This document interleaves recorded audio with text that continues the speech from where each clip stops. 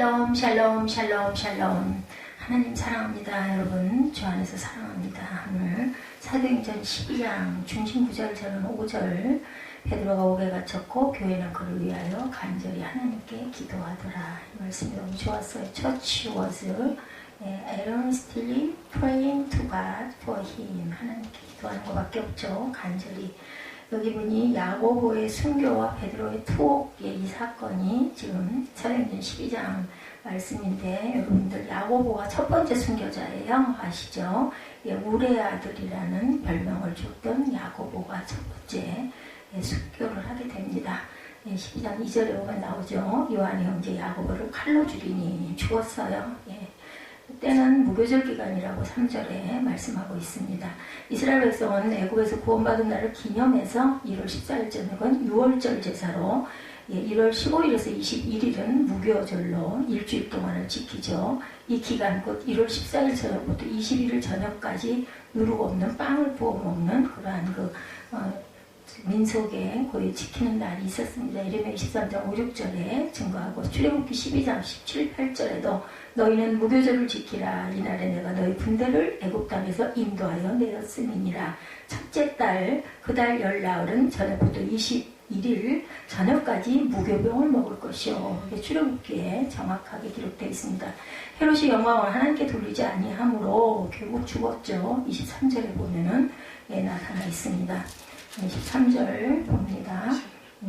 헤롯이 영광을 하나님께 돌리지 아니하므로 주의 사려갖고 친히 벌레에게 먹혀 죽는, 아주 그렇게 너무 잔인한 짓을 하면 성경에 기록되지 않은 사람도 말로가 좋지가 않거나 자손에게 아주 나중에 보면 좋지 않은 자손들로 인하여 정말 패망신을 하는 일들이 많이 일어나는 걸 우리가 봅니다. 그냥 당장 눈에 보이지 않는다고 하고 싶은 대로 하고 우리가 이렇게 살아서는 정말 안 된다라는 거죠. 하나님의 말씀은 흥왕하였더라. 24절에 그렇게 말씀하고 있죠. 하나님의 말씀은 흥왕하여 더하니라 라고 말씀합니다.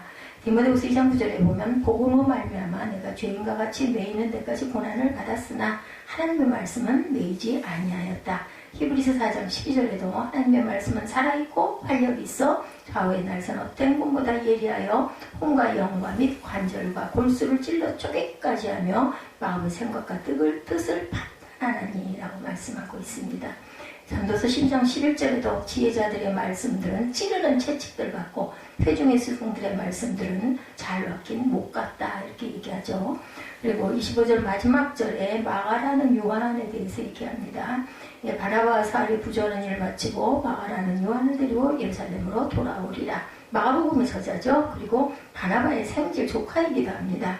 마가가 여행하다가 선교 여행하다가 중간에 돌아가는 바람에 바나바와 바울이 싸워서 찢어져서 그죠? 양쪽으로 흩어져서 가서 오히려 양쪽 세계가 더 흥황하고 커진 그런 사건이 있어서 이 사람이 드디어 마가복음에 쓰는 저자가 될 수 있을 만큼 이렇게 자랐어요. 그래서 우리가 실수를 하고 실망을 시키고 한다 하더라도 하나님께서는 뜻이 있으시면 끝까지 이끌어서 쓰시죠.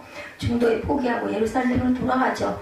그래서 2차 전도여행 시에 헤어지게 됩니다. 그때 바나바는 마가를 데리고 가고 바울은 누구를 실패를 택해서 따로따로 사역을 하면서 양쪽으로 오히려 또 날개구시를 하게 해주는 역사가 일어나죠. 하나님께서는 어떤 방법으로도 고난과 또 다툼과 또 깨지는 사건을 통해서도 각자가 또 세워나가게 하는 그런 역사도 이루어진다라는 거. 교회에 주어지는 시련들, 그죠? 또 다른 예기치 않은 좋은 결과를 이렇게 낳기도 한다. 가르침을 통해 교회가 든든히 세워져 감과 더불어 시련은 닥쳐옵니다. 예루살렘 교회에 대한 핍박이 바로 그것이었죠. 그러나 이러한 모교회적인 예루살렘 교회에 나타나는 핍박이 다음 장들에 나타나는 선교 사업의 배경이 된다는 것을 우리가 주의해야 됩니다. 우리가 이렇게 서 있는 거, 우리가 예배하는 거, 새벽교회가 세워진 것도 우리가 보기에는 아이고 저 연약해서 어떻게 하지만 하나님 알고 계시고 하나님의 1차, 2차, 3차, 4차 쭉 계획과 하나님의 행하심이 나타나가죠.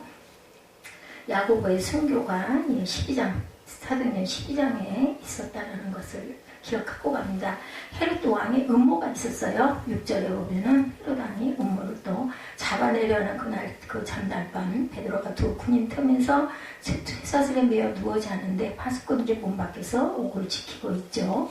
예, 안디옥 교회와 예루살렘 교회는 그 중요성을 점점 더해갑니다. 누가는 예루살렘 성도에 대한 안디옥 교회의 사랑을 말해왔죠. 그리고 교회에 대한 헤롯과 유대인들의 적개심을 대조시키고 있음을 알 수가 있습니다. 여기에 나오는 헤롯은 아그리파 2세예요. 예, 하스몬가에 속한 부분적으로는 유대인이었기에 유대인들에게 인기가 아주 많은 통치자였습니다. 그의 왕국은 그의 조부 대헤롯의 왕국과 같았다라고 말하죠. 네, 그런 유대인들이 호감을 사려고 가능한 모든 일을 했고 교회를 핍박합니다. 예루살렘 교회 사도행전 2장 42절이죠. 그들이 사도의 가르침을 받아 서로 교제하고 떡을 떼며 오로지 기도하기 쓰니라 나타나죠. 2절에 야고보의 죽음이 나타납니다. 그는 그리스도인으로 체포했고 인들을 체포했고 요한의 형제 야고보를 처형하는 일을 일종의 정치적인 방편으로 사용합니다. 아그리파 2세 야고보를 죽인 일도 유대인들의 환심을 사려고 한 짓이었음에 분명하죠. 이 일로 인해서 예루살렘의 그리스도인들은 교회에 핍박이 닥쳤음을 알게 되고 예루살렘의 율법에 엄격한 할례받은 유대인들이 베드로 일로 인해 마음의 불편함을 느끼고 있음을 우리가 가늠하게 됩니다. 순교에 대해서 히브리서 11장 37절에 돌로 치는 것과 톱으로 켜는 것과 시험과 칼로 죽임 당하고 양과 염소의 가죽을 입고 유리하며 궁핍과 환난과 학대를 받았다 이렇게 나타나고 있습니다. 히브리서 11장 37절 말씀입니다. 베드로의 투옥과 석방이 4절과 7절에 또 나타나죠. 옥중의 베드로에 대해서 5, 6절에 증거하고 있습니다. 예, 베드로가 옥에 갇혔고 교회는 그를 위하여 간절히 하나님께 기도하더라. 헤롯이 잡아내려고 하는 그 전날 밤에 베드로가 두 군인 틈에서 두 쇠사슬에 매어 누워 자는데 파수꾼들은 문 밖에서 옥을 지킵니다. 그랬는데 옥중에 광채가 일어나면서 그냥 문이 저절로 열리는 사건, 그죠? 하나님이 천사들을 동원하신 거죠. 무교절이었고 그러므로 이때 베드로를 처형하는 것은 적절하지 않았습니다. 헤롯은 6월절 후에 베드로를 재판하려고 했어요. 그래서 좀 기다리게 했는데 그때 이미 아시고 하나님께서 천사를 시키죠. 헤롯은 군사 4씩 4패에 베드로의 감옥을 든든히 4씩 4패면 16명이겠죠. 그 감옥을 16명이 에워싸고 감싸고 있었어요. 전에 베드로의 탈출을 기억하고 있는 헤롯은 철저하게 베드로를 지킵니다. 4패가 각각 6시간씩 보초를 쓴 거죠. 이에 베드로는 옥에 갇혔고 교회는 간절히 베드로를 위하여 하나님께 기도했다. 5절이죠. 성도의 투옥이 돼서 누가복음 21장 12절에 이 모든 일 전에 내 이름으로 말미암아 너에게 손을 대어 박해하며 회당과 옥에 넘겨주며 임금들과 집권자들 앞에 끌어가려니와 간절한 기도에 대해서 야고보서 5장 16절입니다. 그러므로 너희 죄를 서로 고백하며 병 낫기를 위하여 서로 기도하라. 의인의 강구는 역사하는 힘이 큼이니라. 베드로의 탈출에 대해서 7절부터 10절까지 나타나 있죠.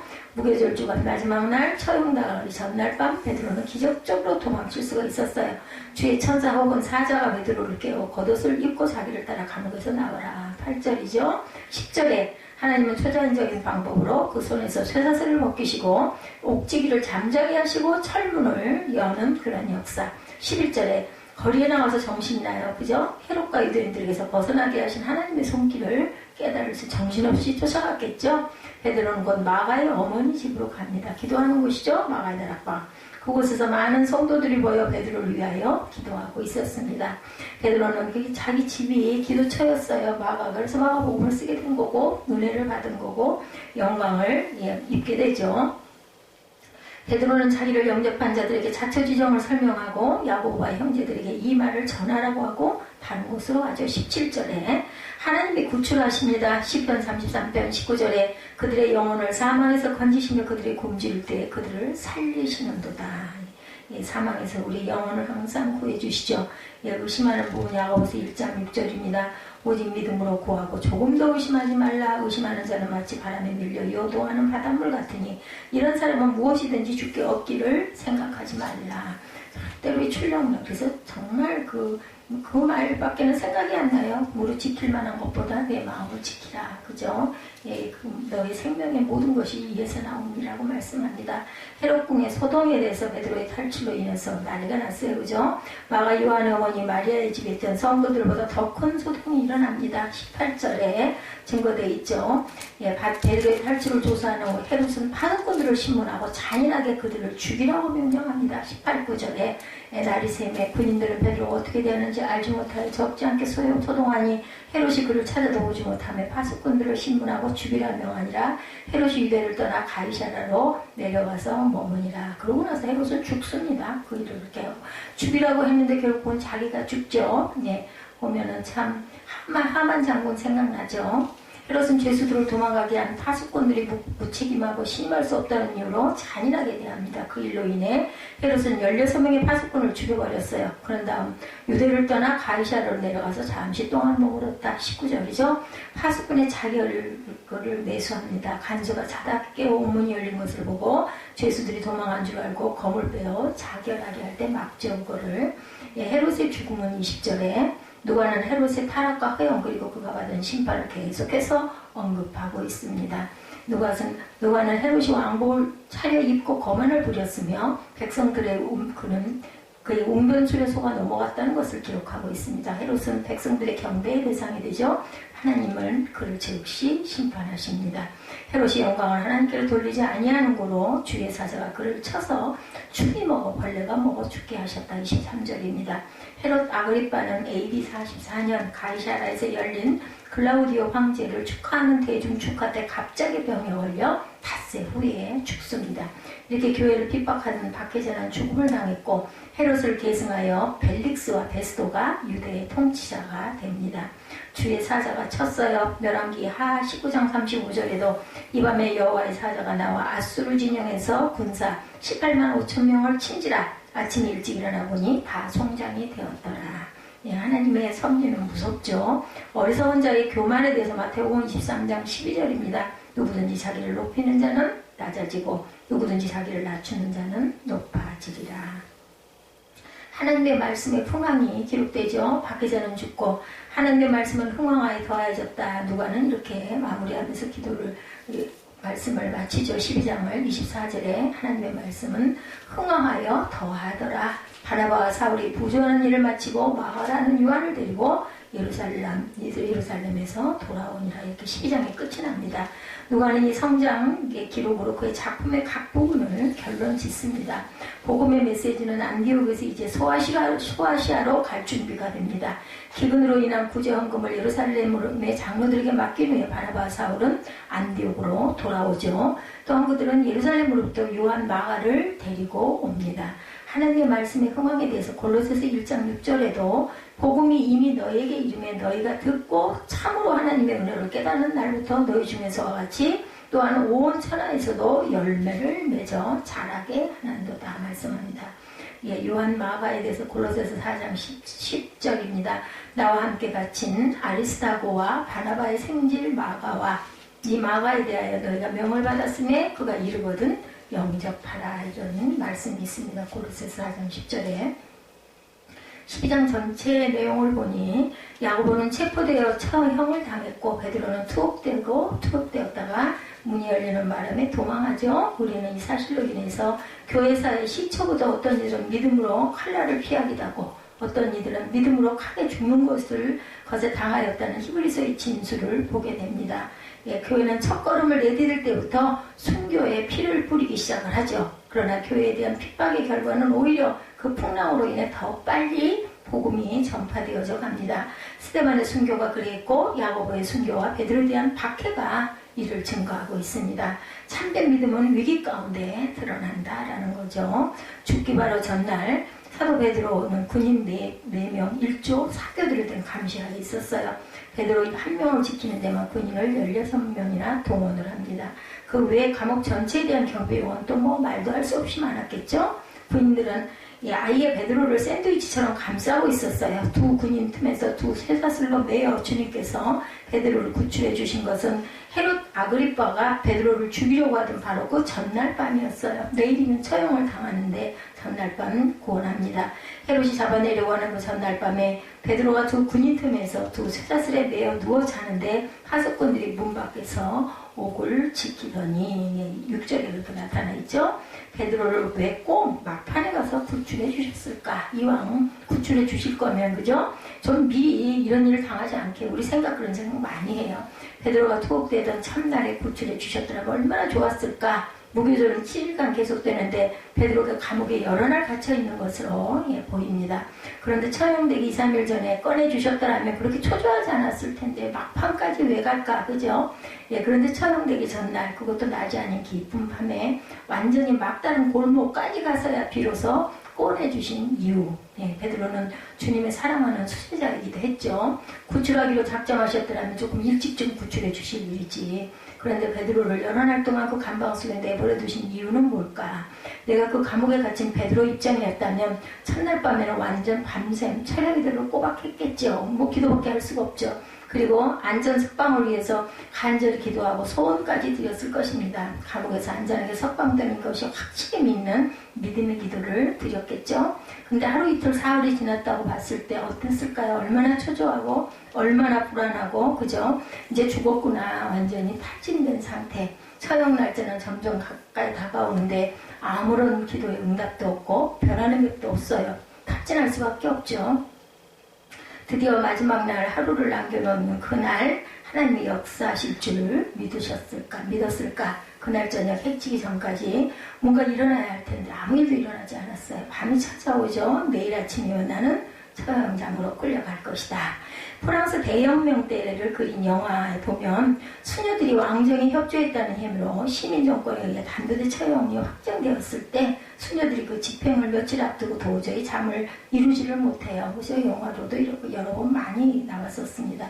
어떤 수녀는 밤에 자다가 벼락 같은 고함을 지르고 자기 목을 붙잡고 벌떡 일어나기도 합니다. 정말 그 악몽이죠. 자기 목이 잘리는 꿈을 꾼 거예요. 그래서 자기 목을 붙잡고 자다가 벌떡 일어납니다. 그만큼 두렵죠. 그냥 순간 딱 죽으면 좋은데 하루하루 기다리는 게 오히려 죽음 자체보다 더 힘들 것 같아요. 우리도 마찬가지일 것 같습니다. 후회하고 한숨지고 탄식하고 두려움이 교차해서 인간의 심령이 얼마나 출렁거렸을까. 한마디로 말하면 그 전날 밤 나의 믿음을 과연 찾아볼 수는 있을까? 그죠? 베드로처럼 믿음으로 정말 깊은 잠을 잘 수가 있겠는가? 근데 깊은 잠을 자고 있었다. 사도 바울도 마찬가지였죠. 과거에 내가 가졌던 믿음이 산산조각으로 흩어져 버릴 것이고 하나님의 선하심과 인자심과 사랑의 섭리를 굳게 믿었던 내 믿음은 한낱 허울 좋은 말장난 아니면 물거품이 될 것인가 이런 갈등이 있지 않았을까. 내 믿음은 이렇게 돼버리지 않았을까. 몸을 몸둘 바를 모르고 불안했을 텐데 이렇게 공포가 극심할 때 사람들은 자신도 모르게 대소변을 보기도 한다고 해서 생으로 그죠? 자신도 모르게 이런 그런 말이 있어요. 옛말에도 보면은 오줌을 지렸다, 생똥을 쌌다. 돌아가면 또 그 마지막 그 변을 보는 게 있다고 하더라고요. 자기 자율신경이 이제 마비가 된 거예요. 자기 의지대로 될 수 있는 게 아무것도 없습니다. 근데 베드로는 정말 달랐다는 거죠. 두 군사 틈에서 쇠사슬에 묶여서도 자고 있었다. 그는 거기서 평화로운 잠을 청할 수 있었다는 거 이해하기가 정말 어렵죠. 두렵고 무서운데도 그걸 넘어설 만큼 피곤하지 않았을까. 아니면은 정말 모든 걸 다 비워서 이제 갈 거야. 하나님 따라 천국으로 갈 거야. 이런 마음이지 않았을까. 두 다리를 쭉 뻗고 자는가 하면 겉옷을 벗고 허리띠를 풀어 제쳐놓고 신발도 벗고 자기 안방처럼 그러니까 천사가 와가지고 속옷 옷을 입어라, 신을 신어라, 띠를 띄어라, 겉옷도 입어라 이렇게 말하는 게 있죠. 12장 8절에 천사가 띠를 띠고 신을 입어라 하거늘 베드로가 그대로 하니 가로되 겉옷을 입고 따라오라 한데 다 벗었다는 얘기예요. 베드로는 주님이 자기를 구출해 주실지를 확실히 믿고 있었기 때문에 편안하게 잠을 잔 것은 아닌가. 실제로 구출받았을 때 그것은 자기 환상 중에 일어난 일로 착각을 했다고 9절에 나타나 있죠. 베드로는 실제로 자기가 구출받을 것을 거의 기대하지 않았다는 뜻이에요. 만약 기대했더라면 그렇게 어리둥절하지는 않았을 것인데 그렇죠. 인간인지라 기적적 구출 상황을 기대하지 않았을 리는 없겠지만 그것만이 정답은 아닐 것이다 라는 거죠. 그 길만 정해놓고 기다린 것은 아니었습니다. 참된 믿음이 보여집니다. 이래도 좋고 저래도 좋다. 하나님이 사명 주셨으니까 내가 살면 끝까지 사명 완수를 할 거고 데려가시면 나는 그냥 예수님 품으로 갈 것이야. 이런 마음이지 않았을까. 마지막 순간까지 해가 뜰 때 참수형을 당이라는 것을 당연히 받아들이고 있습니다. 그럼에도 불구하고 절망적인 마지막 순간에 베드로가 편안하게 잠을 잘 수 있었던 것은 주님을 온전히 믿고 의지했기 때문이라는 거죠. 하나님은 참 막장 드라마를 잘 쓰시는 분이세요. 내가 참수를 당해 목이 달아나 죽는다 할지라도 내가 믿는 주님께서 당신의 영원한 생명의 나라로 나를 인도하시고 자신을 영원히 책임져 주실 것을 확실했기 때문이다. 기적적으로 풀려나면 그래도 좋고 참수를 당해서 순교하면 그래도 하나님께서 하나님의 섭리로 좋은 곳으로 나를 채워주실 거야. 이런 그 천국에 대한 믿음이 있었다는 거죠. 그래서 이래도 저래도 상관없어 하고 잔 거예요. 하나님은 살아계시죠. 니체는 신은 죽었다 하고 외쳤다고 그러죠. God is taught, God is dead. 이렇게 항상 외쳤다고 합니다. 그가 신의 죽음을 외친 것은 시인이 죽었다는 증거와 자료에 의해서가 아니라 철학적인 접근에 따른 결론도 아니고 하나님이 계시지 않은 것처럼 보이는 현실에 대한 강한 의문 때문이었다고 합니다. 나아가서 하나님의 살아계심을 입증해야 하는 성도들이 하나님을 보여주지 못해서 그 결과 그가 가졌던 의문일 수밖에 없었다는 거죠. 어떻게 보면. 그리고 그의 의문은 지금도 살아계신 하나님을 만나고 싶어하는 수많은 영혼들의 외침을 대변할 수도 있다는 거예요. 그런 게 어딨어? 신이 어딨어? 그랬다 그러죠. 저와 여러분들에게 하나님이 참으로 살아계시는가 물어본다면 뭐라고 대답을 하실까? 저는 살아계신다고 확실하게 대답합니다. 그리고 니체가 신은 죽었다고 말한 것에 대해서 저와 여러분이 살아계신 하나님을 어떻게 입증하며 그의 주장을 반박할 수 있는지, 그죠? 우리는 어떻게 대답할 것인지. 자, 여러분의 하나님은 정말 살아계십니까? 그리고 하나님이 살아계신 것을 믿기는 하지만 그 존재를 입증할 수가 있겠는가? 자, 본문의 말씀을 통해서 하나님의 참으로 살아계시며 그의 능력이 무한하심을 깨닫는 시간을 한번 묵상해 봅니다. 대다수의 사람들이 하나님이 존재하지 않거나 죽은 것처럼 보이는 원인이 하나님 편에 있지 않고 성도인 우리에게 그 원인이 있다는 것을 살펴본다는 거죠. 결론은 하나님은 여전히 살아서 역사하십니다.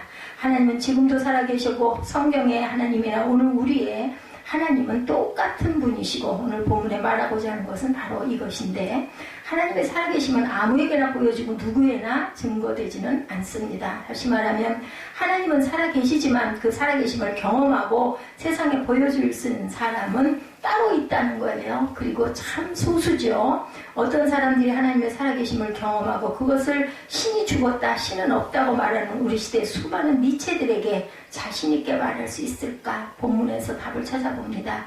하나님의 능력은 사도행전에 나온 대표적인 기적 중에 하나인데 이 기적은 하나님께서 살아계셔서 능력으로 교회와 자기 백성을 위하여 역사하시는 것을 보여주죠. 그리고 그 역사는 사도행전 이후 쭉 계속되고 있는 것을 우리가 알 수가 있습니다.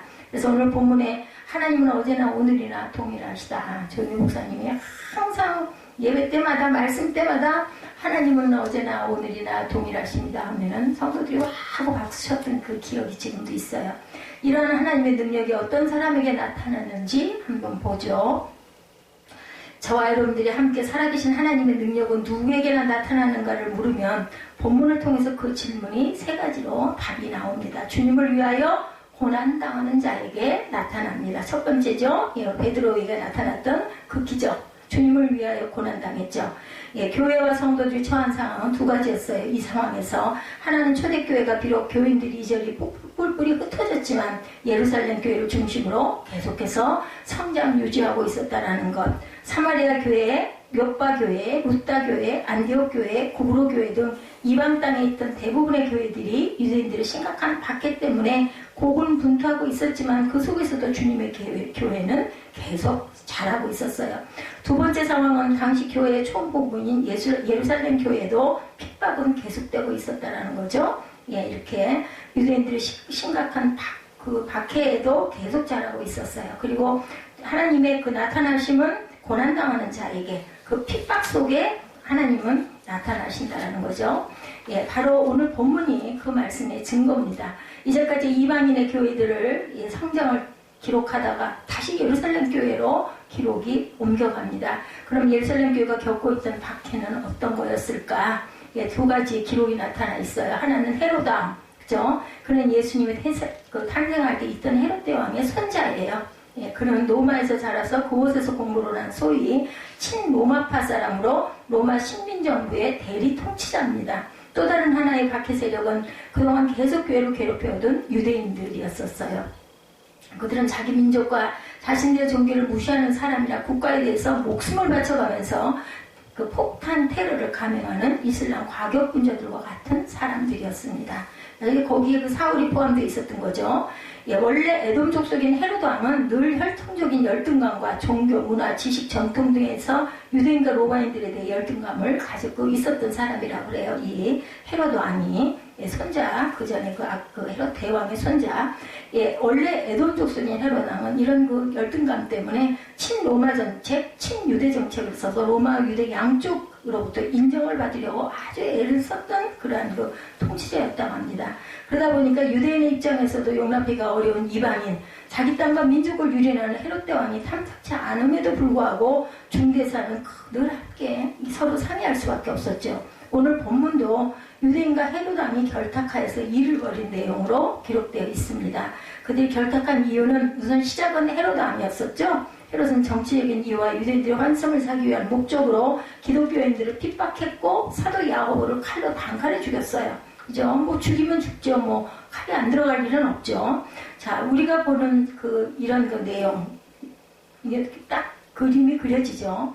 헤롯의 칼로 목이 잘려 순교한 야고보를 그린 것들, 이런 것들 우리 많이 봤습니다. 그 전에 12사도 중 한 사람인 야고보는 헤롯에 의해서 이렇게 비참한 죽음을 당했어요. 반도대에 매달려 죽진 않고 칼로 목베임을 당한 거죠. 유대인들은 이런 만행을 저지른 헤롯을 기뻐합니다. 유대인들이 헤롯을 칭찬했겠죠. 근데 사람은 칭찬을 받으면 더 잘하려고 덤비죠. 헤롯은 유대인들의 칭찬에 신이 나서 이번에는 기독교인의 무두머리격인 베드로를 잡아들이죠. 그때 유대인들의 가장 큰 명절인 무교병을 먹고 유월절을 기념하는 절기가 아니었다라면 베드로 역시 그날을 넘기기 어려웠을 것인데, 예, 근데 무교병 먹고 그 유월절을 기념하는 절기가 있었기 때문에 조금 미뤄진 거죠. 신앙적, 종교적 박해에 불과했던 것이 이제부터는 국가 권력에 의한 박해로 양상이 바뀌어집니다. 상황은 아주 절망적이었죠. 그리고 숨가쁘게 돌아가고 있었어요. 다른 사도들을 대신해서 예루살렘 교회의 지도자였던 야고보가 헤롯에 의해 죽고, 이번에는 실제적인 지도자 베드로가 잡혀서 내일이면 처형당할 위기에 놓여 있어요. 기가 막히죠. 정말 절망이고 정말 이제는 어디로 갈 수가 없는 그런 상황. 감옥에 갇힌 베드로 역시 모든 것을 포기하고 주님과 스데반 집사 그리고 동료였던 야고보의 뒤를 따를 수밖에 없다고 아마 체념하는 처지에 있었을 것이다. 그런데 베드로가 갇혔던 곳으로 짐작되는 성전에 있던 감옥을 보면은 지하 감옥이라고 해서 굉장히 깊은 감옥이다. 그 전에 그 바울도 그렇고 그렇게 가뒀다고 그래요. 우리가 생각하는 지금 있는 뭐 교도소 같은 그런 곳이 아니라 지하로 뭐 10몇 미터씩 내려가는 그런 곳이라고 그러죠. 그렇게 연결된 쇠사슬에 묶여있던 그런 팔과 다리까지 파수꾼들이 옥문 밖에서 감옥을 벗어나면 있는 첫 번째 초소와 그리고 그 다음 두 번째 처소에서도 지키고 있었겠죠. 이러한 3중 4중의 경비망은 베드로에게 희망은 당연히 없어요. 도망갈 수가 없죠. 그러나 오늘 본문은 헤롯과 유대인들이 교회를 박멸하려고 했지만 성공하지 못하죠. 베드로가 기적적인 하나님의 능력으로 구출이 되는 기적이 일어납니다. 뿐만 아니라 이 일을 주도했던 헤롯은 교회를 핍박한 일과 하느님 앞에서 고면한 일로 인해서 희한한 병으로 급작스럽게 5일 만에 죽게 되죠. 이런 본문을 전하고 있는 메시지는 과연 뭘까? 성도가 주의 이름으로 핍박당하는 곳에는 하나님의 능력이 나타난다는 겁니다. 오늘 주님의 이름과 복음을 위해서 우리가 헌신하고 고난당하고 핍박당하는 성도들에게 하나님의 능력은 반드시 임하신다. 그리고 선교지에서 선교사님들에 의해서 병을 고침받는다든지 귀신 들린 자들을 고침을 받는 등의 보고를 지금도 심심치 않게 많이들 접한다고 그러죠. 예수님은 자기 이름을 위해서 고난당하는 성도들에게 당신이 육신으로 계실 때와 똑같은 능력을 베푸십니다. 우리의 질문에 대한 첫 번째 답, 그죠? 왜 우리에게 하나님의 살아계신 증거가 없고 하나님의 능력이 나타나지 않을까? 그 대답은 주님을 위하여 고난당하고 주님을 위하여 어려움을 당하고 하는 적극적인 삶이 우리에게 없기 때문이다. 피하고 싶죠. 저부터도 그래요. 아이고 공고한 삶 여기서 더 나빠지면 어떡할 것인가 이런 염려와 두려움이 있습니다. 주님을 위해서 고난당한 것이 정상적인 삶이었고 고난 없는 것을 이상하게 여겼던 초대교회 성도들을 바라보면 또한 그렇게 살아가는 그들이 하나님의 능력을 늘 경험했던 것을 보면서 우리도 그들처럼 주를 위해서 적극적으로 고난당하고 핍박받는 것도 두려워하지 않는 그저 살면 하나님이 주시는 그런 그 사역을 열심히 할 것이고 데려가시면 하늘에 가는 거니 얼마나 편할까 이런 생각을 하는 마음 하나님께서 우리를 구원해 주셨고 영생을 주셨으니까 갈 곳이 있는데요 뭐 그죠? 그렇게 살 때 하나님이 살아계시다는 것 하나님의 능력이 강해지거나 줄지 아니했음을 깨닫고 체험하게 되겠죠. 전도하는 자에게 또 나타납니다. 고난당하는 자에게 두 번째는 전도하는 자에게 하나님의 능력을 어떤 사람에게 오늘 본문에 등장하는 사람들의 공통점을 보면 복음을 위하여 애쓰는 사람들이죠. 12장에 우선 베드로가 그렇고 베드로는 앞에서 본 대로 이리저리 흩어진 교인들과 성도들을 신방했고 고넬료 등 이방인들에게 전도했죠. 오늘 본문 마지막에 있는 대로 그는 감옥에서 풀려나자마자 곧바로 다른 곳으로 떠나요. 그는 주님의 복음을 위해서 잠시라도 쉴 수가 없었기 때문이다.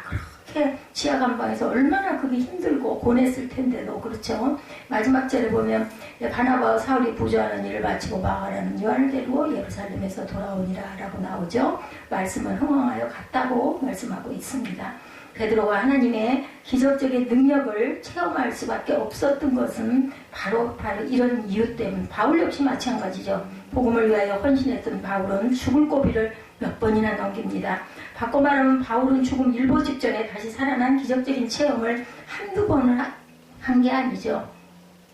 현대교회 성도들의 문제는 영적인 이기주의. 베드로가 감옥에 갇힌 것은 이번이 세 번째였어요. 그리고 감옥에 갇힌 베드로와 밖에 있던 성도들의 그러한 자세가 다르죠. 앞에서 말씀드린 대로 베드로의 좌우 군인들이 있었고 군인들과 베드로는 하나의 사슬에 묶여 있었고 따라서 세 사람이 동시에 움직여야 하는 처지였는데 어떻게 베드로만 탁 풀려가지고 그렇게 나갈 수가 있었을까? 요즘 사람들의 그 마음밭들은 믿는 자들은 나 자신만 은혜 받으면 되고 내가 주님을 잘 믿으면 그것으로 모든 것이 끝이다 이런 이기주의적인 생각을 많이 한다는 거죠. 주위의 복음을 모르는 사람들에게는 별로 관심을 쏟지 않습니다. 오늘 성경이 이러한 영적 이기주의에 대해서 내리는 진단 전도하지 않기 때문에 하나님의 능력이 나타나지 않는다. 복음이 죽은 영혼을 살리는 하나님의 능력임을 우리는 믿습니다. 그렇죠? 그렇다면 저와 여러분이 전도하는 곳에서 사람을 살리시는 하나님의 능력을 경험하게 될 것이다. 우리가 그래서 그 기적 이런 거를 체험하지 못하고 보지 못하고 성령의 임재를 못 느끼는 것은 이런 마음밭들이 없기 때문이라는 거죠. 안 계셔서 그런 게 아니라 그때만 있던 것이라 그런 게 아니라 그 초대교회 때는 생명을 거는 그러한 그 죽음의 투쟁을 했던 거죠. 복음이 상처받고 고통 속에 거하는 사람의 유일한 치료의 말씀이고 위로의 말씀이라는 것을 우리가 굳게 믿고 가야 된다. 그게 내가 정말로 믿을 때 믿음은 그 행함은 믿음이 되고 믿음은 기적을 낳습니다. 저와 여러분은 전도하는 곳에 상처를 싸매시고 새살이 돋게 하고 사람을 고치시는 주님의 능력을 우리가 경험할 수가 있다. 그래서 선교지에서 이런 일들이 많이 일어나죠. 외로움과 실패와 좌절 속에 있는 사람들에게 필요한 것은 복음뿐이라는 것. 오늘 질문에 대한 두 번째 답입니다. 하나님의 능력은 누구에게? 그리스도의 복음의 능력을 믿고 이 복음을 전하는 일에 헌신하는 사람들에게 나타난다. 그리고 세 번째는 기도하는 자들에게 나타나죠. 가보니 마가의 다락방에서도 베드로를 위해서 열심히 기도하고 있었어요. 지하 감옥에 수감되어 있고 군인 2명이 그렇게 지키고 있고 내일이면 야고보처럼 처형을 당할 것인데 얼마나 다들 애통하면서 기도했을까. 본문에 보면 요한의 어머니 마가의 어머니 집에 성도들이 모였다고 말합니다. 그렇게 모여도 될 만큼 교회 규모가 작아진 거죠. 그리고 본문이 밝히고 있는 대로 사도들은 이런 공식적인 집회에 참여할 수도 없었던 거예요. 안전을 보장받을 수가 없었기 때문에. 그렇지만 아무리 상황이 어렵더라도 베드로가 헤롯과 유대인들에게 사로잡혀 재판을 받아 처형될 것이라는 위기에 교회가 할 수 있는 것은 기도하는 일이었다. 그렇게 교회는 밤새 잠도 자지 않고 기도합니다. 기도 외에는 이런 유가 나갈 수 없나니 하고 말씀하죠. 이 위기 상황을 풀 방법은 없어요. 기도밖에는. 스데반의 순교로 1만여 명의 교인들이 흩어졌던 쓰라린 경험을 한 바에는 예루살렘 성도들은 야고보에 이어 베드로까지 이른다면 이 파장이 얼마나 클까? 이 위기감 때문에 잠을 자지 않고 기도했다는 거죠. 이렇게 기도하던 성도들은 놀라운 소식을 듣죠. 베드로가 어떻게 석방이 돼? 이게 정말 거짓말 같아. 꿈 같아. 믿을 수가 없어요. 그죠? 스데반의 순교로 1만 명의 교인들도 흩어지고 이제는 베드로까지 잃는다면 이제 정말 끝인데 예상치 못했던 일이 일어납니다.